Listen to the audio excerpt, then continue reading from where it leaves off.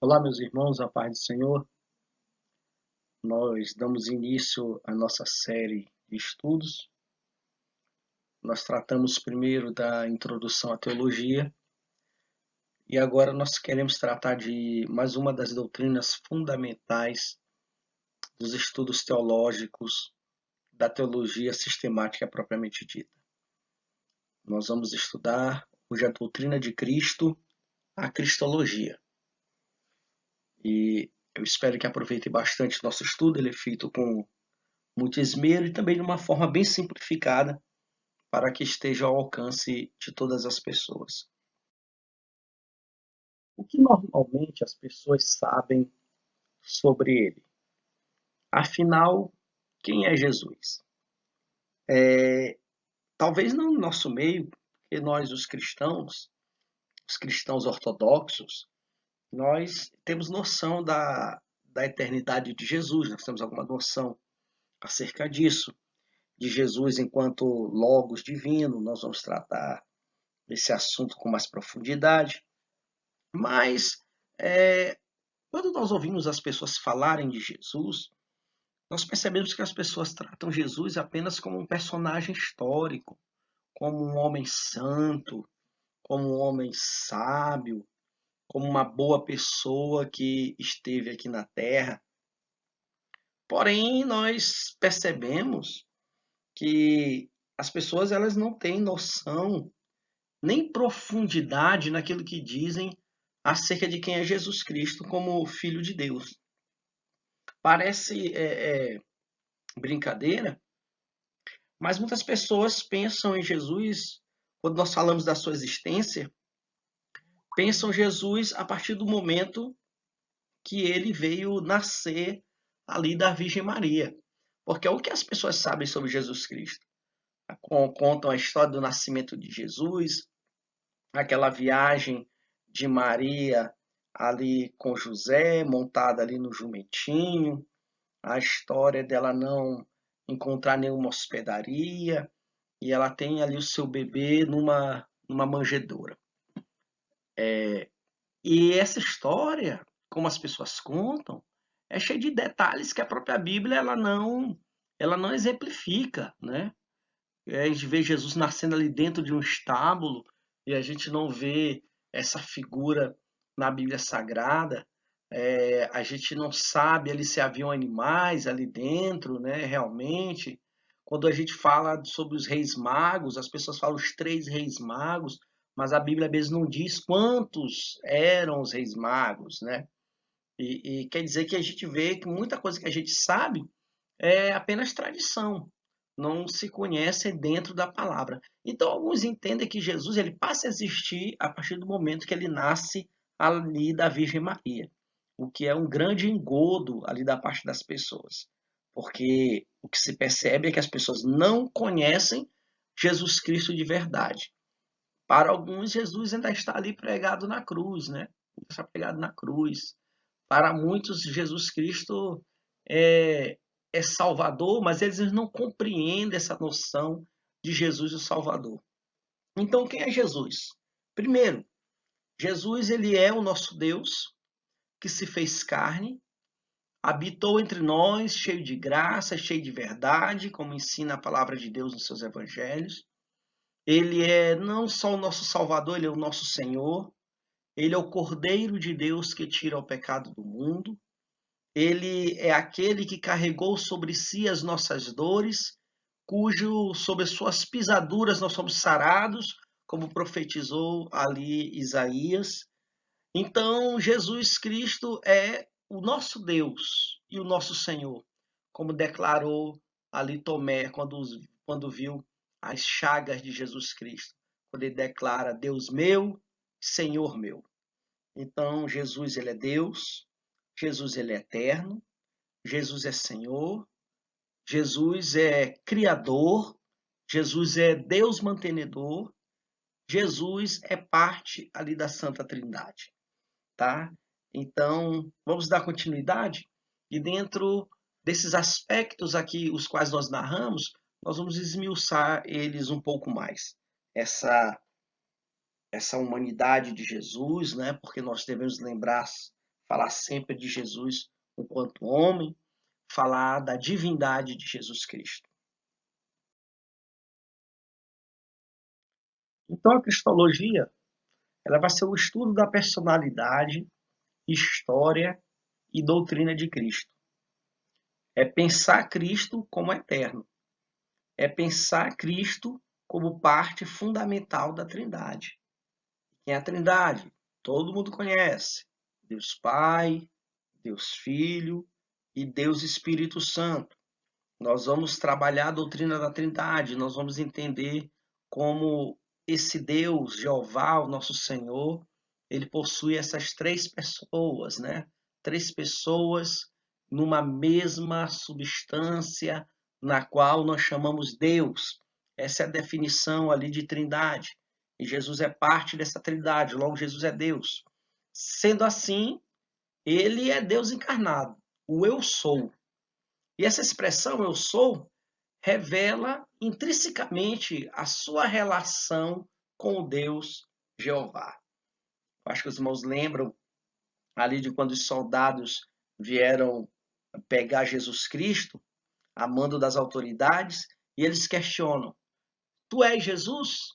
E quando ele declara eu sou, os soldados caem desmaiados, os soldados ali caem por terra.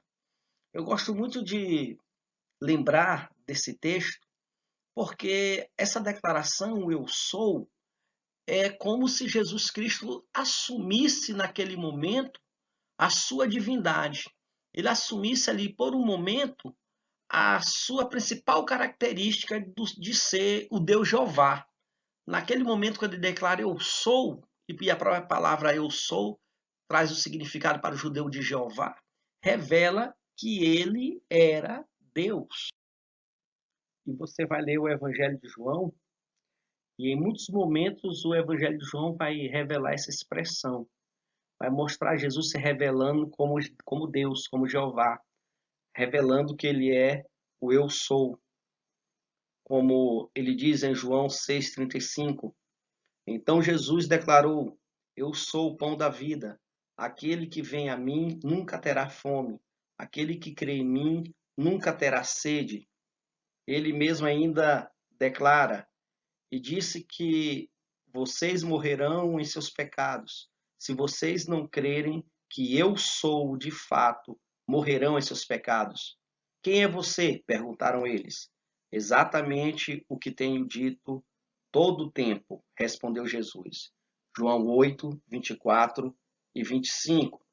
Ainda em João 8, 28. Então disse Jesus: Quando vocês levantarem o Filho do Homem, saberão que eu sou, e que nada faço de mim mesmo, mas falo exatamente o que o Pai me ensinou. João ainda 8,58 diz: Respondeu Jesus: Eu afirmo que antes de Abraão nascer, eu sou. Então, essa expressão eu sou revela o caráter divino do nosso Senhor. Jesus e a Trindade, vamos trabalhar aqui a relação de Jesus Cristo juntamente com a Santa Trindade. Apesar de ainda pouco relatarmos que ele é parte integrante e fundamental da Santa Trindade, igual ao Pai, igual ao Espírito Santo, sendo assim Deus eterno, percebe-se que Jesus, enquanto Verbo encarnado, coloca-se em uma posição de submissão à pessoa do Deus Pai. Podemos ainda declarar, relacionar Cristo à pessoa do Espírito Santo, que atua para glorificar a pessoa do Filho. Então, o que é que nós percebemos aqui? Que Jesus Cristo, mesmo sendo igual ao Pai, e o Espírito Santo sendo igual a ele, nós vemos ofícios ou funções distintas nas pessoas da Trindade. Nós vemos Jesus sempre se colocando abaixo do Pai. Agora, por que isso, professor? Nós temos que lembrar que Jesus Cristo estava ali humanizado. Jesus Cristo estava ali na forma de filho, na forma de homem. Essa humanização de Jesus Cristo também descreve a relação que o Deus Pai queria conosco, a mesma relação que ele tinha com Jesus. Jesus é o Filho, ele é o Pai. E Jesus, como filho obediente, estava debaixo da autoridade do Pai. Ele mesmo disse que estava na terra não para fazer a sua vontade, senão a vontade ali do seu Pai. Então, ali, a figura do filho, ela servia para representar a relação que Deus também queria conosco. Por que não? A relação de filhos com o Pai. E Jesus Cristo, como o principal dos filhos, nesse sentido, podemos dizer, como o nosso irmão mais velho, ele dá o maior exemplo. O que nós devemos lembrar sempre é que Jesus é o grande exemplo. E ele é o exemplo da relação a qual Deus quer contigo, a relação que Deus quer com os seus filhos. Uma relação ali de submissão, uma relação de obediência, mas não é uma submissão, uma obediência que nos é pesada, é uma submissão e uma obediência que nos traz frutos, frutos do amor. E nós vamos escolher os frutos da fidelidade. Aqueles filhos que andam em obediência com o Pai, eles recebem tudo aquilo que Jesus conquistou, porque nós somos co-herdeiros com Cristo de todas as coisas que ele conquistou. Então, em Cristo, nós estamos ligados ao Pai, como filhos amados. E quanto à relação do Espírito Santo com o Filho, nós vemos o Espírito Santo ali atuando para glorificar a pessoa do Filho. Olha o que diz João 16,14. Ele me glorificará, porque receberá do que é meu e vulo anunciará. Então, o Espírito Santo, nessa relação Trindade, Pai, Trindade, Filho, Trindade, Espírito Santo, o Espírito Santo ele serve para glorificar a pessoa do Filho. Não adianta dizer eu creio em Deus e não creio em Jesus. Não adianta dizer eu creio em Jesus, mas não creio no Espírito Santo. Não, não é assim que a coisa funciona. Muita gente diz, não, eu creio em Deus, mas eu não creio que Jesus era filho de Deus. Essa pessoa logo ela não tem salvação. Porque só há salvação através da pessoa do Filho de Deus. Através da pessoa de Jesus Cristo. A pessoa do Filho, que é glorificada pelo Espírito Santo. Porque ele mesmo vai retirar daquilo que é de Cristo e aplicar em nós, como ensina ali os escritos sagrados. Vamos lembrar do que diz 1 Coríntios 12, versículo 3. Portanto, eu vos afirmo que ninguém que fala pelo Espírito de Deus pode dizer, maldito seja Jesus. Da mesma forma, ninguém pode declarar, Jesus é Senhor, senão pelo Espírito Santo.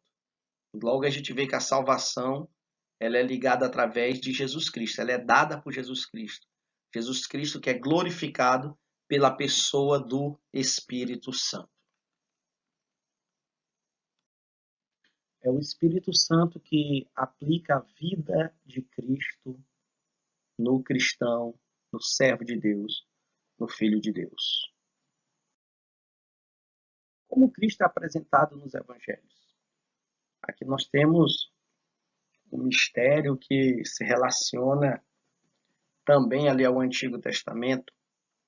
Quando nós vemos a visão ali de Ezequiel, as margens do rio Quebar, logo nos seus primeiros capítulos, Ezequiel tem a visão ali dos querubins, aqueles seres fabulosos, seres que tinham 4 rostos, um rosto de leão, um rosto de homem, rosto de águia e rosto de boi. Esse ser tão estupendo que não precisava virar para os lados, até porque ele tinha um rosto de cada lado, seus pés eram como da bezerra, tinham 6 asas, as asas eram cheias de olhos, e assim por diante. Uma visão estupenda, maravilhosa, e de certa forma até sinistra para a nossa própria concepção. E isso traz o simbolismo de como Cristo ele é representado ali nos evangelhos. Porque Cristo nos evangelhos também ele é representado ali pela figura da águia, pela figura do homem, pela figura do boi, pela figura do leão. E nós vamos ver como se dar isso.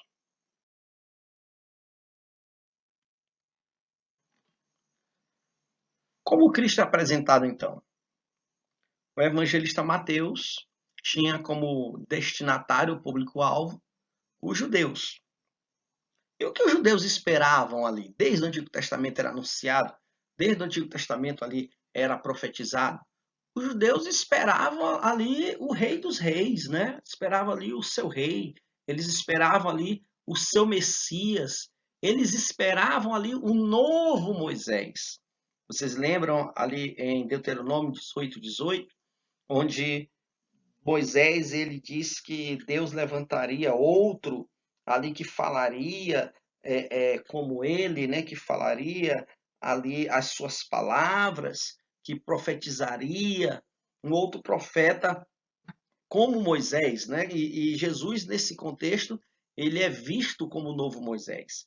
Então Mateus ele vai representar Jesus Cristo como a figura do leão da tribo de Judá, o rei ali que os judeus eles estavam esperando, né? O novo Moisés, né? Alguém que, como Moisés, seria também libertador do povo, assim como Moisés tirou o povo do Egito, também o Messias os livraria, principalmente ali do seu algoz. O algoz ali no momento era o Império Romano, que havia dominado ali toda a Judéia, né? Toda a Judéia, mas todo mundo ali era dominado pelo Império Romano, todo mundo é conhecido. Então, Mateus escreve para os judeus e a pessoa de Jesus Cristo ela é representada pela figura do leão, que representa o seu Messias, né? O seu escolhido, o seu rei. Quanto ao termo Messias, e Cristo, nós temos que lembrar que Cristo não é nome. Algumas pessoas pensam que Jesus Cristo é o nome dele. Cristo é o título. Cristo e Messias significam a mesma coisa. Messias vem do termo hebraico, Mashiach, que significa nada mais nada menos do que ungido, escolhido, enviado. E Cristo significa a mesma coisa. Só que Cristo é a forma grega de se falar Messias, tá? Então, Messias, Cristo, não são nomes, mas são títulos de Jesus Cristo. O evangelista Marcos, ele escreve ao Império Romano, como citamos, os romanos, né, que eram os dominadores daquela época, eles procuravam ali o homem perfeito. Lembre que os romanos sempre foram ligados à questão do antropomorfismo. Os seus deuses ali tinham a figura humana, os seus deuses tinham imagem humana, uma imagem humana perfeita, eles procuravam aquele homem perfeito, aquela perfeição ali na figura ali dos seus deuses. Então nós temos aqui Jesus Cristo representado como o homem perfeito no Evangelho ali de Marcos. Não só como homem perfeito, mas também representa Jesus Cristo como Filho do Homem. Esse título Filho do Homem fala de Jesus na sua encarnação humana. O Filho do Homem aqui é Jesus como filho de José. É Jesus Cristo aqui como descendente do próprio Davi. É filho do homem mesmo, né? Do filho do homem humano, tá? Alguns parecem pregar que esse filho do homem, o homem ali é Jesus, é Deus, né? E não é assim, tá? Então nós temos os romanos que procuravam ali a imagem, a figura do homem perfeito. O Evangelho de Marcos vem mostrar aos romanos o homem perfeito. Assim como o evangelista Lucas, ele escreve aos gregos e aos gentios, e a figura que representa Jesus Cristo, a pessoa de Cristo, é representada ali como um conquistador, né, no Evangelho de Lucas, e é representado também como um servo, o servo ideal, né? Jesus ele é apresentado como o servo ideal e também como conquistador no Evangelho de Lucas. Da mesma sorte, nós temos João, e João traz uma característica ali sobre Jesus Cristo, que é que Jesus Cristo, aqui em João, ele é o Logos de Deus. Lembrando que os destinatários do Tratado de João, do Evangelho de João, é todo aquele que crê, é para a igreja. O Evangelho de João ele tem o seu caráter universal. Ele não foi escrito para judeu, para romano, para gentil. Ele foi escrito para todo aquele que crê. E João vai apresentar Jesus como nós já falamos. O eu sou, como o Logos divino, vai apresentar Jesus como sendo o Filho de Deus, né? Como sendo o Filho de Deus. E como ele mesmo fala ali no seu Evangelho, Evangelho de João, capítulo 1, a partir do primeiro versículo, que diz assim: no princípio era o Verbo, e o Verbo estava com Deus, e o Verbo era Deus. Ele estava no princípio com Deus.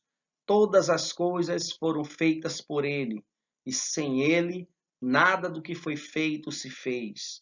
Nele estava a vida, e a vida era a luz dos homens. E a luz resplandece nas trevas, e as trevas não a compreenderam. Houve um homem enviado por Deus, cujo nome era João. Este veio para testemunho, para que testificasse da luz, para que todos crescem por ele. Não era ele a luz, mas para que testificasse da luz. Ali estava a luz verdadeira, que ilumina a todo homem que vem ao mundo.